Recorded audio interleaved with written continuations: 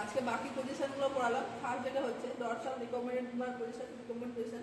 তো এখানে পেশেন্ট কি থাকবে, সুপাইন সোজা শুয়ে থাকবে, প্লাস হচ্ছে যে নেকটা থাকবে সেটাকে বেন্ড করে থাকবে।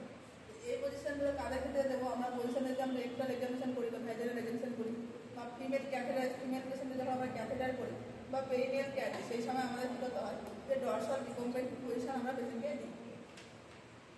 যেটা হচ্ছে আমাদের যে টেন্ডেন্টার পজিশন, এখানে হচ্ছে পেশেন্ট কী হবে, সুপাইন থাকবে আর হেড অফ দ্য বেড কী হবে 30 to 40 ডিগ্রি অ্যাঙ্গেল কি থাকবে, যে লোয়ার দেন হচ্ছে যে কি হেড, মানে হচ্ছে মাথার দিকটা কি থাকবে 30 থেকে 40 ডিগ্রি কোণে হচ্ছে যে নিচে থাকবে বেডের।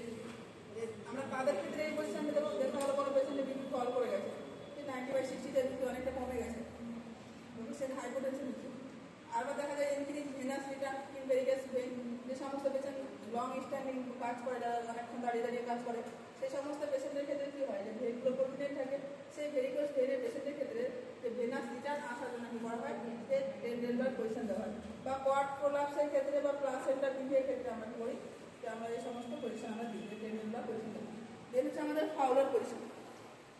তো ফাউলার পজিশনে ফার্স্ট যেটা বলছি আমরা হচ্ছে যে ফাউলার পজিশন কাকে বলছি, যখন আমরা হেডের সাইডটা কি হচ্ছে যে 45 থেকে 60 ডিগ্রি অ্যাঙ্গেলে করছি, এলিভেটেড করে দিচ্ছি, আর পেশেন্ট কি থাকছে supine with head of the bed কি হচ্ছে যে 45 to 60 ডিগ্রি অ্যাঙ্গেলে কি থাকছে, এলিভেটেড থাকছে।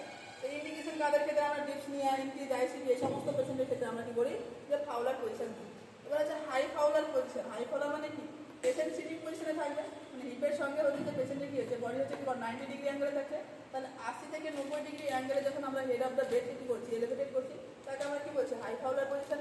এখানে কাদের ক্ষেত্রে, যখন আমরা এনডিটিউ ইনসেশন করবো তখন, বা এআরডিএস পেশেন্টের ক্ষেত্রে, বা রিং ফ্র্যাকচার পেশেন্টের ক্ষেত্রে, বা ডিপসনিয়া পেশেন্টের ক্ষেত্রে, এই সমস্ত পেশেন্টের ক্ষেত্রে আমরা কি করবো, হাই ফাউলার পজিশন দেবো। দেন হচ্ছে লো ফাউলার পজিশন। লো ফাউলারের ক্ষেত্রে কী হবে পেশেন্টের ক্ষেত্রে, সোজা এসে থাকবে, পা হচ্ছে যে বেডের দিকে মাথার দিকে কী হবে, যে 30 থেকে 45 ডিগ্রি অ্যাঙ্গেলে কী হবে, এলিভেটেড হবে।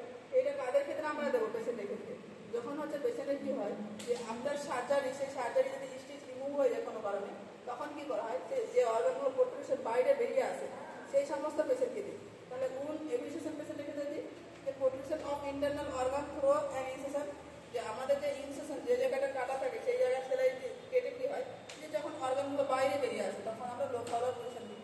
এটা কখন হয়, বিশেষ করে দেখা যায় সার্জারি 8 থেকে 6 দিনের মধ্যে কী করা হয়, যে এই জিনিসটা আমাদের দেখা যায়।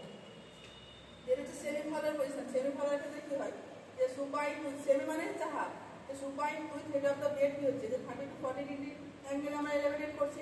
তাহলে কাদের ক্ষেত্রে দেবো, যখন এনজিটিউ ফিডিং দেবো, এখানে আমরা কী করছি, যখন ফিড দিচ্ছি পেশেন্টকে, খাবার দিচ্ছি তখন দিচ্ছি, বা আফটার মাস্টেক্টমি যখন হচ্ছে সার্জারি করা হয়, ব্রেস্ট রিমুভাল করা হয়, তখন কী করি আমরা হচ্ছে সেমি ফাউলার উইথ কী করি, যে আর্মটাকে কী করি, এলিভেটেড করে রাখি।